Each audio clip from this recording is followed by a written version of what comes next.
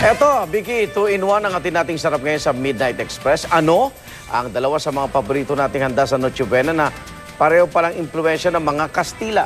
Pinagsama yata yan eh. At iga na nga, kapag pinagsama ang dalawang yan, siguradong swak sa panlasang Pinoy. Matakam sa lechon paella sa Midnight Express ni Micael Daes. Doble ang sarap na matitikman natin ngayong gabi. Meron tayong paella at syempre ang laging handa tuwing Pasko, ang lechon. Pero ngayong gabi, pagsasamahan natin ang dalawang iyon, doble sarap kaya matitikman natin. Alamin natin, only on Midnight Express.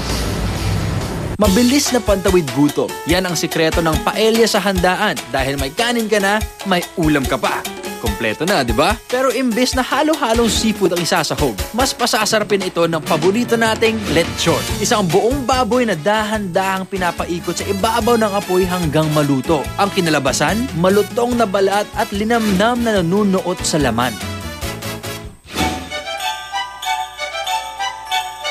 Impluwensya ng mga Kastila ang pagkain natin ng paella at lechon. Pero ang mga Pinoy na raw ang nakaisip na pagsamahin ang mga putaheng ito. Lalo na kapag ang okasyon, maraming bisita katulad lang ng Noche Buena. Swak nga kaya ito sa panlasang Pinoy? Ang paella kasi is one of the most favorite dish ng mga Pilipino. Kasi kasama na lahat doon. Nandun na yung ulam, nandun na rin yung kanin. Pag sinama mo nga yung lechon at saka paella, perfect combination yun eh.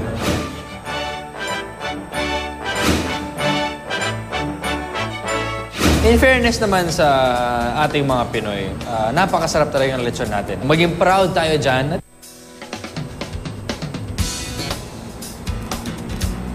This lechon paella has potential and 2-in-1 siya. Matatamaan mo yung dalawang paborito ng mga Pinoy, which is lechon, rice. Saan ka pa pupunta? Sausaw, and rice.